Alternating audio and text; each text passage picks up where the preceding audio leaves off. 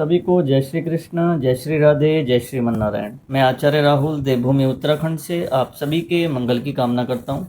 आशा करता हूँ आप सब स्वस्थ होंगे, आनंद में होंगे। ठाकुर जी से मेरी यही प्रार्थना है।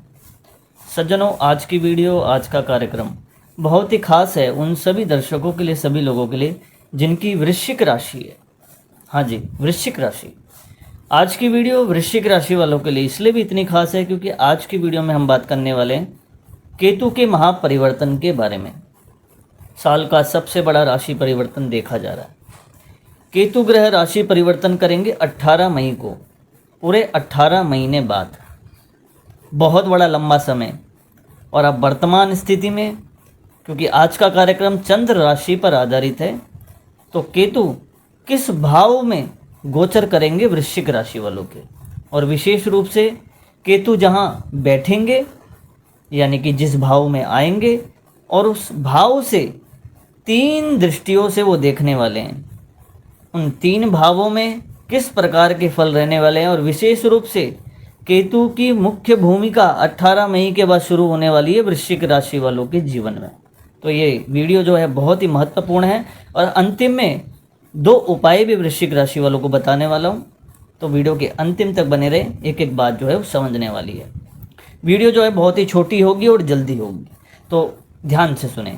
आपका चार्ट आगे लगा है वृश्चिक राशि, थोड़ा सा समझिए कि केतु कहाँ पे आएंगे।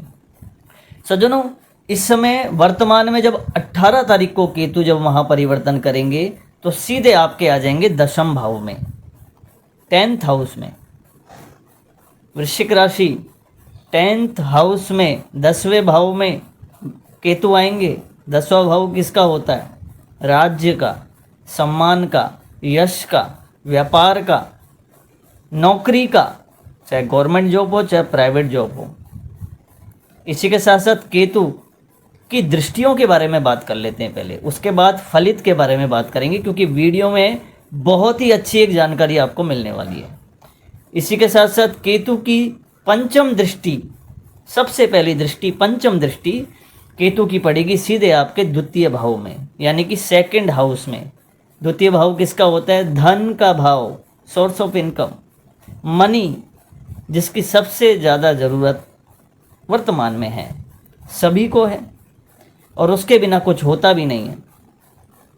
तो वृश्चिक राशि लाइफ में स्ट्रगल रहता है, और 2.5 वर्ष में तो जब शनि की ढैया रही तो बहुत ही संघर्ष जीवन में रहा। हालांकि वृश्चिक राशि वालों के जीवन में बचपन से ही संघर्ष रहता है, बहुत ज़्यादा। जिम्मेदारियों की कोई कमी नहीं होती वृश्चिक राशि वालों के जीवन में, क्योंकि जिम्मेदारी भी उसी को मिलती है जो जिम्मेदारी संभालना जानता है। इसलिए वृश्चिक राशि वाले बहुत ही जिम्मेदार व्यक्ति देखे गए हैं, बहुत ही ज़्यादा स्ट्रगल करते हैं बहुत अपने जीवन में, और परिवार वालों को सुख प्रदान करते हैं। ये वृश्चिक राशि वालों का जीवन है। लेकिन इनके जीवन में, मैं थोड़ा सा ये बोल के आगे बढ़ूँगा, इनके जीवन में संघर्ष बहुत करते हैं, मेहनत भी बहुत करते हैं, सबका ध्यान भी बहुत करते हैं, लेकिन इन्हें कहीं यश की प्राप्ति नहीं होती है। यानी कि इतना संघर्ष परिवार को संभालने के बाद भी कोई इनकी तारीफ़ नहीं करता। लेकिन अच्छी बात है, तारीफ़ ना भी करे तो अवॉइड करना चाहिए, अच्छे कर्म करते चलो, है ना। तो केतु की दृष्टि, पंचम दृष्टि सीधे धन भाव में पड़ेगी, ये बहुत ही लाभ देने वाली है। इसी के साथ साथ वृश्चिक राशि केतु की 7वीं दृष्टि सीधे 4th भाव में पड़ेगी, और केतु की 9वीं दृष्टि सीधे 6ठ भाव में पड़ेगी। यानी कि द्वितीय भाव, 4th भाव और 6ठ भाव को केतु देखने वाले हैं। अब किस प्रकार का फल आपको मिलने वाला है, 18 तारीख के बाद क्या परिवर्तन देखने को मिलेंगे, इसके बारे में बात कर लेते हैं। केतु पहले तो बात करते हैं 10वें भाव में आएंगे, यानी कि 10th हाउस में आएंगे। 10th हाउस किसका होता है? राज्य, सम्मान, यश, व्यापार, विशेष रूप से नौकरी। तो वृश्चिक राशि वालों को अपने जीवन में नौकरी को लेकर परिवर्तन देखने को मिलेगा जरूर। व्यापार में कहीं ना कहीं परिवर्तन देखने को मिलेगा, और ये परिवर्तन कोई गलत परिवर्तन नहीं होगा, बहुत अच्छा परिवर्तन वृश्चिक राशि वालों को देखने को मिलेगा। व्यापार में वृद्धि के योग बनेंगे, क्योंकि केतु कुलस्य उन्नति, शास्त्रों में कहते हैं, ज्योतिष में कहते हैं, केतु कुल की उन्नति करते हैं। वास्तव में। और केतु जो है मोक्ष के कारक भी हैं। केतु व्यक्ति को कहाँ से कहाँ धनवान बना सकते हैं। इसलिए कभी भी आप देखना, केतु की महादशा जब होती है तो व्यक्ति के जीवन में बहुत संघर्ष बढ़ता है।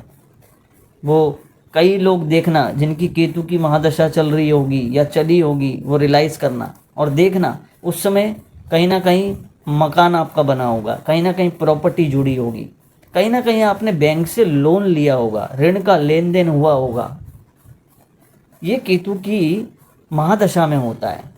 तो केतु जब दशम भाव में बैठेंगे तो विशेष रूप से व्यापार में लाभ कराएंगे और नौकरी में अच्छी खासी आमदनी को प्रकट करेंगे, यानी कि आमदनी की बढ़ोतरी होगी।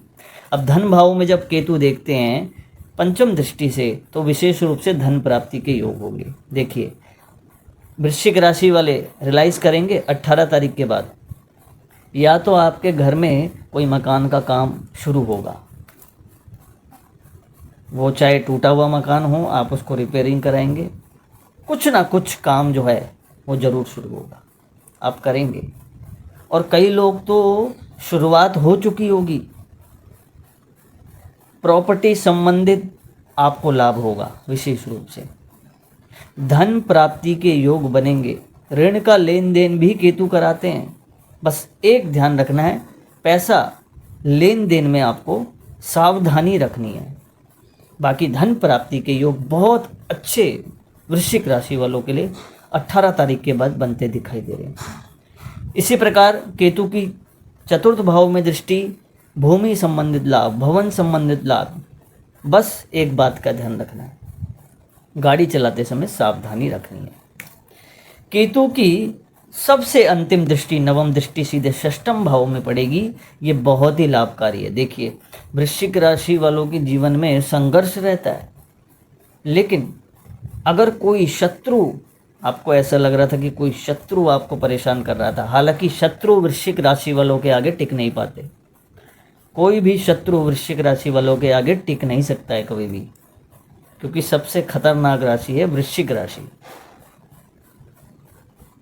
इसी के साथ साथ विशेष रूप से वृश्चिक राशि वालों से के लिए मैं एक बात कहना चाहूँगा, अगर कोई शत्रुता आपसे निभा रहा था तो उसको भी आप परास्त कर देंगे। केतु की नवम दृष्टि सीधे शत्रु भाव में पड़ेगी, जो शत्रु का विध्वंस करेगी। और अगर कोई आपको हानि पहुंचाना चाह रहा था तो उसकी भी पराजय होगी निश्चित रूप से। कहीं ना कहीं आप देखेंगे कि अगर आपके शरीर में कोई रोग प्रकट हो रहा था तो वो भी धीरे धीरे करके ख़त्म हो रहा है। बस थोड़ा सा आपने पेट की रोग को थोड़ा सा ध्यान रखिए।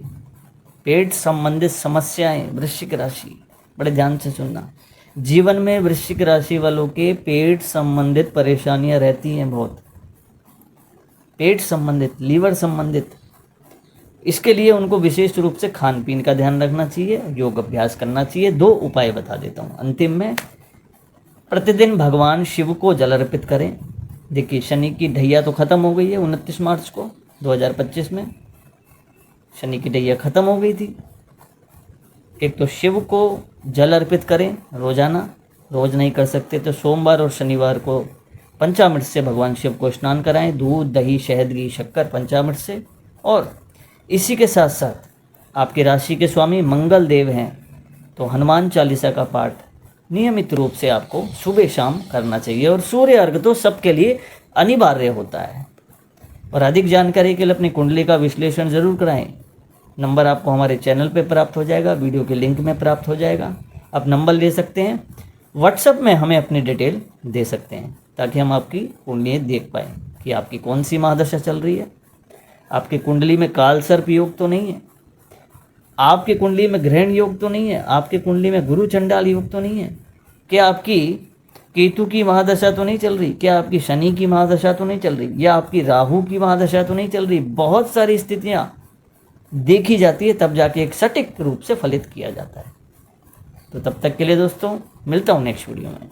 जय श्री कृष्ण, जय श्री राधे, जय श्रीमन नारायण।